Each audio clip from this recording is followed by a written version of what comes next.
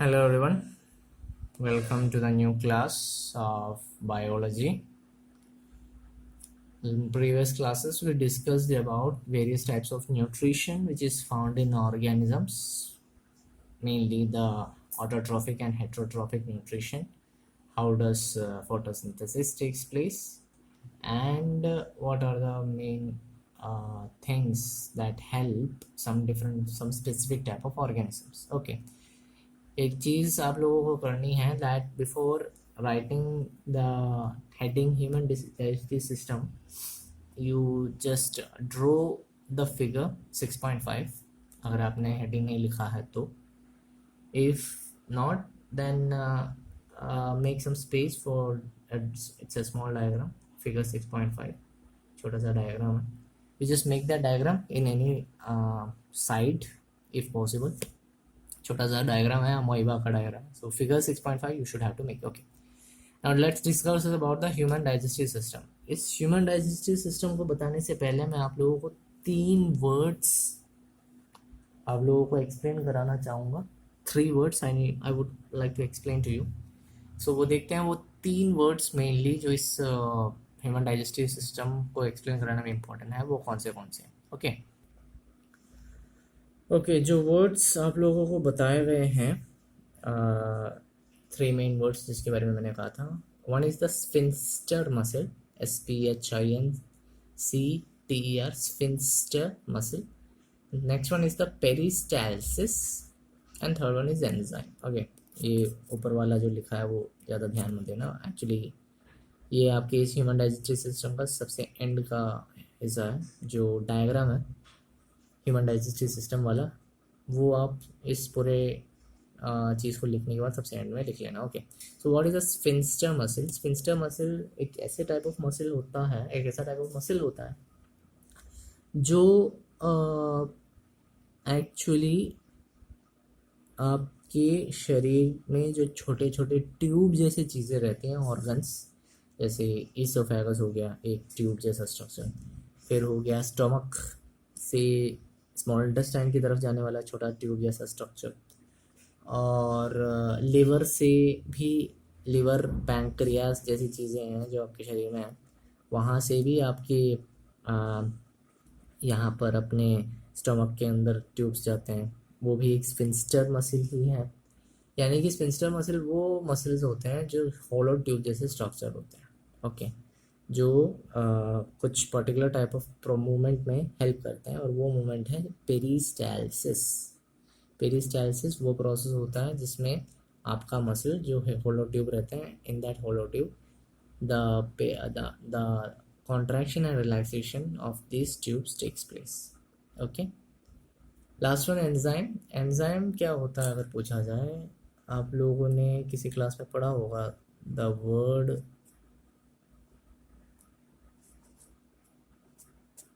Catalyst नाम का word सुना ही होगा कैटलिस्ट नहीं भी सुना हो तो भी एक बार दे समझ लीजिएगा catalyst are those substances which help in any chemical reaction कोई भी केमिकल रिएक्शन में कोई भी केमिकल रिएक्शंस रहते हैं उन केमिकल रिएक्शंस में हेल्प करने वाला एक एलिमेंट एक वस्तु रहता है एंजाइम हमारे केस में हमारे शरीर के अंदर भी different type of chemical reactions होते हैं तो उन केमिकल रिएक्शंस को कंट्रोल करने के लिए एक बायोलॉजिकल एक ही वर्ड है बायोलॉजिकल कैटलिस्ट का होना ज़रूरी है ठीक है हमारे शरीर में जो कैटलिस्ट होता है उन्हें बायो कैटलिस्ट या बायोलॉजिकल कैटलिस्ट के नाम से जाना जाता है जो बड़ी बड़ी फैक्ट्रीज वगैरह रहते हैं वहाँ पर भी कैटलिस्ट का यूज़ होता है okay so this are the main 3 things we have to understand before going through the human digestive system clear okay so human digestive system the main thing of this chapter human digestive system क्या होता है वैसे जानते ही हम digestion process में help करने वाला एक सिस्टम होता है ह्यूमन डाइजेस्टिव सिस्टम यानी आपने खाना खा लिया अब उस खाने को छोटे छोटे टुकड़ों में तोड़ के आपके सेल्स तक पहुंचाने का जो जिम्मेदारी रहता है वो ह्यूमन डाइजेस्टिव, वो हमारे डाइजेस्टिव सिस्टम का रहता है। इंसानों के ह्यूमन डाइजेस्टिव सिस्टम से पहले आप लोगों ने कुछ ऑर्गेनिजम्स के डाइजेस्टिव सिस्टम के बारे में देखा था, जैसे पैरामीजियम में देखा था आप लोगों ने, एमोइबा में देखा था वो कैसे अपने खाने को तोड़कर छोटे हिस्सों में बांट कर क्या क्या प्रोसेस करते हैं। What happens in human digestive system? There are mainly two parts in human digestive system. One is the alimentary canal, another is the digestive gland. Elementary कनाल एक लॉन्ग ट्यूब होता है, सब बहुत लंबा ट्यूब होता है, अपने माउथ से शुरू होता है हमारे, वो एनस तक पहुंचता है, एनस तक मौजूद रहता है। एनस वो पार्ट रहता है जहाँ से खाना बाहर निकाला जाता है। डाइजेस्टिव ग्लैंड क्या होता है? ये कुछ ग्लैंड्स होती हैं, ग्रंथियाँ होती हैं जो इन एंजाइम्स को प्रोड्यूस करते हैं। अभी जो एंजाइम्स आपको बताया, उन एंजाइम्स को प्रोड्यूस करते हैं ताकि वो डाइजेशन को हेल्प करे, डाइजेशन को सपोर्ट करे। Okay, this are the main two parts of a human digestive system. अब ये क्या क्या है वो एक बार देख लेते हैं। अब देखते हैं हमारे शरीर में ये क्या क्या रोल प्ले करते हैं और कैसे कैसे हेल्प करते हैं। सबसे पहले तो देखा जाए हमारा शरीर का जो डाइजेशन प्रोसेस स्टार्ट होता है, हमारे शरीर का जो डाइजेशन प्रोसेस स्टार्ट होता है, that process starts itself in mouth. हमारे शरीर का जो डाइजेशन प्रोसेस होता है, सबसे पहला जो प्रोसेस वो माउथ में स्टार्ट होता है। ओके, माउथ जिसको हम बक्कल कैविटी भी कहते हैं, वहाँ पर खाने को बहुत छोटे छोटे टुकड़ों में तोड़ दिया जाता है। It is been chewed into very small structures जो आसानी से हम निगल सकते हैं। टंग वगैरह हमारे खाने को टेस्ट देने में मदद करता है। ओके, इतना तो क्लियर हो गया। अब यहाँ पर भी एक डाइजेस्टिव ग्लैंड हमें मदद करता है हमारे खाने को निगलने में, हमारे खाने को स्वालो करने में। That digestive gland is actually the salivary gland, हमारे माउथ में प्रेजेंट रहता है। क्या हेल्प करता है सलाइवरी ग्लैंड? इट प्रोड्यूसेस एक वाटरी लिक्विड, एक वाटर जैसी लिक्विड को प्रोड्यूस करता है which is known as saliva. और इसी सलाइवा के अंदर एक एंजाइम मौजूद रहता है जिसको हम कहते हैं सलाइवरी एमिलेज। और ये सलाइवरी एमिलेज क्या करता है? सलाइवा तो खाने को मतलब गीला कर देता है, it just makes it wet so that it can just be pushed into the further part of alimentary canal. But what does the salivary amylase does? What does the salivary amylase do? It just convert the starch present in the food into simple sugar. Starch को sugar में convert कर देता है salivary अमिलेज, जो हमारे थूक में, हमारे सलाइवा में मौजूद रहता है। ओके, अब खाना डाइजेशन धीरे धीरे करके शुरू हो रहा है। खाना माउथ में आ गया है, तो माउथ में खाना चबाने के बाद पूरा प्रोसेस वहाँ पर जितना हो रहा था इतना तो हो गया, इससे ज़्यादा और प्रोसेस होने वाला नहीं। फिर बाद में इसको पुश कर दिया जाता है इनटू फर्दर पार्ट जिसको हम कहते हैं oesophagus. So what happens next? ये जो खाना है, जो भी हमने खाया है अभी, इस खाने को हमारे शरीर से आगे फॉरवर्ड मतलब पुश करके नीचे निकालना बहुत मुश्किल वाली बात है। उसके लिए कुछ स्पेशल टाइप ऑफ मसल्स वगैरह का होना ज़रूरी है। And that is definitely present in our mouth, मतलब माउथ के अंदर की तरफ जाने पर जो फूड पाइप है जिसे हम कहते हैं, उसके अंदर ये ज़रूर चीज़ें मौजूद रहती हैं। अब ये जो फूड पाइप के अंदर से जो चीज़ें जाती हैं, ये मैंने अभी कहा था आप लोगों को, स्पिंस्टर मसल होते हैं वहाँ पर, जो होलो ट्यूब जैसे स्ट्रक्चर होते हैं। और ये जो मूवमेंट रहता है जिसकी वजह से खाना आगे की तरफ पुश किया जाता है, this is known as peristalsis process. Okay, peristalsis process के नाम से इसे जाना जाता है। खाना माउथ में है, माउथ से कहाँ जाएगा? Direct it will go into the oesophagus, या फिर जिसे हम कहते हैं फूड पाइप। डायरेक्ट खाना कहाँ चला जाता है? फूड पाइप की तरफ चला जाता है। Okay, clear? ओके, सो डाइजेशन के लिए खाना फूड पाइप से निकल चुका है। अब खाना अगर पहुंचेगा then that will be into the stomach further digestion के लिए। What happens in stomach? There are some special substances which will help in the digestion of the food reaching the stomach. What are those things? There are also some digestive glands, mainly hydrochloric acid, some protein digesting enzyme, and the mucus. ये चीज़ें mainly मौजूद रहेगी हमारे stomach के अंदर। और ये जो प्रोटीन डाइजेस्ट करने वाला जो एंजाइम रहता है, प्रोटीन को तोड़ने वाला जो एंजाइम रहता है, that is known as pepsin enzyme. Okay, clear? That is known as the pepsin enzyme. So what happens next, further क्या होता है, जो हाइड्रोक्लोरिक एसिड होती है, वो हाइड्रोक्लोरिक एसिड हमारे शरीर में फंक्शन क्या करता है, जो पेप्सिन रहता है उस पेप्सिन के फंक्शन को थोड़ा मतलब आसान करने के लिए एसिडिक मीडियम का होना ज़रूरी है। इस वजह से हमारे शरीर में हाइड्रोक्लोरिक एसिड की मौजूदगी रहती है, ताकि हमारे जो प्रोटीन वगैरह है उसको आसानी से तोड़ सकें। अब वहाँ पर भी एक छोटा प्रॉब्लम रह सकता है, क्योंकि बाई चांस में हाइड्रोक्लोरिक एक्शन अगर बहुत ज़्यादा इंटेंसिव हो गया तो हमारे शरीर में एसिडिटी जैसी प्रॉब्लम हो सकती है। So in order to avoid that, there are mucus which is present in the inner lining of stomach. Stomach के एकदम अंदर वाले लाइनिंग में, स्टमक का जो एकदम अंदर वाला लाइन है, लाइक ये जो स्टमक है इसकी जो अंदर वाली लाइनिंग है, यहाँ पर लगभग यहाँ पर इस इनर लाइनिंग में क्या एक्चुअली मौजूद है, म्यूकस मौजूद है, जो हमारे एसिडिटी के इफेक्ट्स को थोड़ा बहुत न्यूट्रलाइज कर सकता है या फिर रोकने में हमारी मदद कर सकता है। ओके, अब फूड स्टमक में जितना प्रोसेस होना था उसका हो गया। पार्शल डाइजेस्टेड फूड होगा हमारे पास जो रहेगा स्टमक में, मतलब आधा अधूरा डाइजेशन वाला, जिसमें लगभग थोड़ी बहुत प्रोटीन को तोड़ दिया जाता है, पूरा नहीं। अब स्टमक से इसको स्मॉल इंटेस्टाइन तक पहुंचाया जाता है। यहाँ पर भी एक ट्यूब जैसी स्ट्रक्चर्स मौजूद रहते हैं, तो जाहिर सी बात है यहाँ पर भी स्फिंक्टर मसल का होना ज़रूरी है। ओके, स्मॉल इंटेस्टाइन के अंदर इसको पहुंचाया जाता है for further digestion. Small intestine की खासियत अगर देखी जाए तो स्मॉल इंटेस्टाइन बहुत लंबा एक ऑर्गन है हमारे एलिमेंट्री कैनाल का। It is been estimated that the average length of the small intestine of human beings, जो इंसानों का स्मॉल इंटेस्टाइन है, वो लगभग 6 मीटर्स का है। 6 मीटर्स मतलब 20 या 22 लगभग फीट का, 20-22 फीट का होता है अपना स्मॉल इंटेस्टाइन। स्मॉल इंटेस्टाइन अलग अलग ऑर्गेनिज्म में अलग अलग साइज़ के रहते हैं।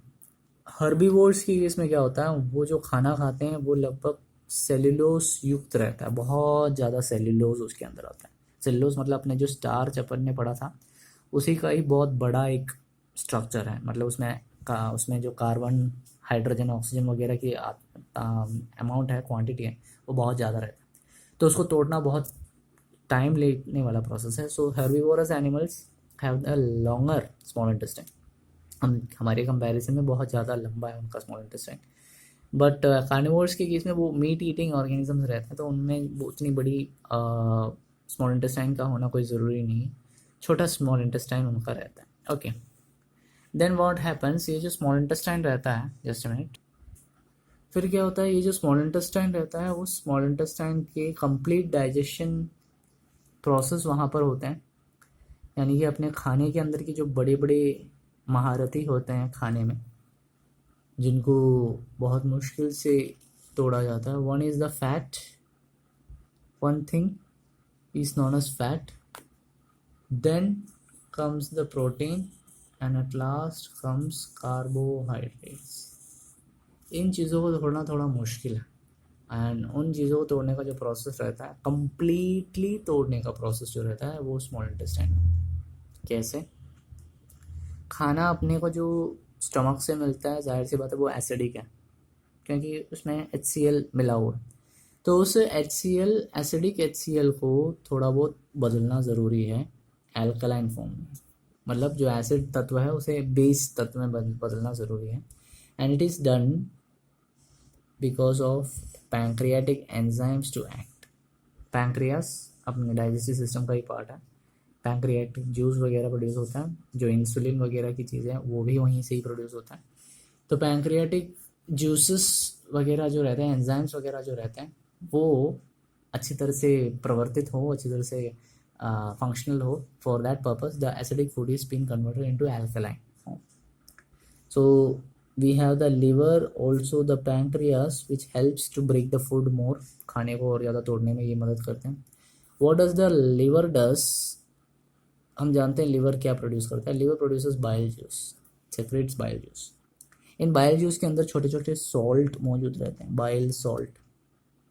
ये अपना जो एल्कलाइन स्ट्रक्चर में मौजूद जो खाना है उसके अंदर मौजूद जो फैट वगैरह रहते हैं उसको बहुत छोटे टुकड़ों में बांटने में या फिर तोड़ने में मदद करता है. स्मॉलर स्मॉलर को ग्लोब्यूल्स में तोड़ने में मदद करता है. Okay, this is what the liver does. अब पैंक्रियास क्या करता है देखते हैं. तो व्हाट हैपन्स, ये जो पैंक्रियास रहते हैं उस पैंक्रियास के अंदर भी कुछ स्पेसिफिक टाइप ऑफ एंजाइम्स मौजूद रहते हैं and that enzyme is known as the trypsin enzyme. उस एंजाइम को कहा जाता है ट्रिप्सिन एंजाइम. ये ट्रिप्सिन एंजाइम क्या करता है, ये जो प्रोटीन रहते हैं उस प्रोटीन को डाइजेस्ट करने में मदद करता है और साथ साथ प्रोटीन में मौजूद छोटे छोटे लिपेज जैसे चीज़ें, लिपेज रहते हैं उसमें ट्रिप्सिन रहते हैं. ट्रिप्सिन प्रोटीन को तोड़ने में मदद करता है और पैंक्रियास के अंदर लिपेज मौजूद रहते हैं जो फैट को इमल्सिफाई करने में मदद करता है. What is the emulsification process actually, it is nothing but a breaking process. Fat के ब्रेकिंग प्रोसेस को कहा जाता है इमल्सिफिकेशन. फैट को तोड़ा जाता है, फैट को तोड़कर फैटी एसिड और ग्लिसरॉल बनाने का जो प्रोसेस रहता है उस प्रोसेस को कहा जाता है emulsification. Okay, so emulsification process, what happens that ये जो just okay, ये जो पैंक्रियास रहते हैं उसमें ट्रिप्सिन एंजाइम प्रोटीन को डाइजेस्ट करता है. ट्रिप्सिन एंजाइम जो फैट रहता है उसको डाइजेस्ट किया जाता है with the help of lipase. Fat को तोड़ने का प्रोसेस होता है इमल्सिफिकेशन. अब लगभग जितने भी चीज़ें हैं वो सारे के सारे यहाँ पर टूट चुके हैं या तोड़े जा चुके हैं with the help of the trypsin, lipase, bile salt and जितने भी चीज़ें मौजूद है उन सब की मदद से सारी की सारी चीज़ों को तोड़ दिया जाता है. क्योंकि स्टमक के अंदर, स्मॉल इंटेस्टाइन के अंदर छोटे छोटे इंटेस्टाइनल जूसेस मौजूद रहते हैं, वो भी और प्रोसेस में हेल्प कर लेते हैं. तो प्रोटीन को तोड़ लिया हमने एंजाइम की मदद से. प्रोटीन को तोड़ा, क्या मिला, अमीनो एसिड. कार्बोहाइड्रेट को तोड़ा हमने, कार्बोहाइड्रेट को तोड़ा तो क्या मिला हमें, हमें मिला ग्लूकोस. फैट्स को तोड़ा हमने, फैट्स को तोड़कर क्या मिला हमें, fatty acid and glycerol. So this is the process that takes place in our small intestine, right? Okay. Further we will discuss, just a minute. तो फर्दर क्या होता है, ये जो इनर लाइनिंग रहती है स्मॉल इंटेस्टाइन की, अंदर का जो स्मॉल इंटेस्टाइन का लाइनिंग रहता है उसमें छोटे छोटे फिंगर जैसे स्ट्रक्चर्स मौजूद रहते हैं, बहुत छोटे. ओके, अब इन फिंगर जैसे स्ट्रक्चर्स को क्या कहते हैं जो स्मॉल इंटेस्टाइन में मौजूद रहते हैं, they are known as villi. उन्हें विली के नाम से जाना जाता है. They are known as villi, उन्हें विली के नाम से जाना जाता है. ये विली क्या क्या करते हैं, जो खाना हमने अभी अभी डाइजेस्ट कराया स्मॉल इंटेस्टाइन में, उस स्मॉल इंटेस्टाइन के डाइजेशन प्रोसेस को एब्जॉर्प्शन कराने में मदद करता है. मतलब विली के द्वारा, विली में ऐसे particular type of blood vessels मौजूद हैं जो खाने को हर एक सेल तक पहुंचाने में मदद करता है. क्यों, ताकि हर एक सेल को एनर्जी मिल सके, हर एक सेल की मदद से नए नए टिश्यूज़ बना सकें और उसी प्रोसेस के द्वारा जो पुराने टिश्यूज हैं उनको रिपेयर कर सकें. This is the process what happens in small intestine. पूरा का पूरा खाना तोड़ दिया जाता है, complete digestion takes place in small intestine. The food is been absorbed with the help of villi. It is been send into different cells with the help of the blood vessels present in the villi. Okay, अब खाना तो इतना ज़्यादा digestion हो गया, कुछ खाना बाकी भी तो रह सकता होगा. ऐसा नहीं है कि पूरा का पूरा डाइजेशन हो जाए, कुछ वेस्ट भी तो निकलेगा वहाँ से. जैसे अपन ने पढ़ा था photosynthesis process. In that process what happens, some by products had occurred. What are those by products, they are oxygen and water, right? Similarly, here also some waste materials or byproducts are occurred. तो जो भी अनअब्जॉर्ब्ड food रहेगा उसमें बाकी बचा कुचा जो भी खाना रहेगा उसको पूरी तरह से बाहर निकाला जाएगा, उसको वापस थोड़ा एब्जॉर्प्शन वगैरह करवाया जाएगा लार्ज इंटेस्टाइन में। लार्ज इंटेस्टाइन में थोड़ा और एब्जॉर्प्शन करा जाएगा, उसमें से जो वाटर है वो वाटर मैक्सिमम से मैक्सिमम एब्जॉर्ब करवाया जाएगा। Then later this waste, the waste जो मौजूद रहता है, it is going thrown out by the anus. सबसे लास्ट पार्ट होता है ह्यूमन डाइजेस्टिव सिस्टम का। This anus is being controlled by anal sphincter. Anals को कंट्रोल किया जाता है एनल स्फिंक्टर के द्वारा। एंड ये जो एनल स्फिंक्टर रहता है, ये एनस की जो ट्यूब जैसे स्ट्रक्चर है वो ट्यूब जैसे स्ट्रक्चर में मौजूद मसल, हॉलो ट्यूब मसल है। Okay, so class, this is all about digestive system, human digestive system. Tomorrow we will discuss more about next digestive system. And पूरा नोट्स लिखते जाइएगा, उसमें डायग्राम भी आएगा लास्ट में, फिगर 6.6 वो भी बना देना। So have a nice day all of you and stay safe. Okay, bye.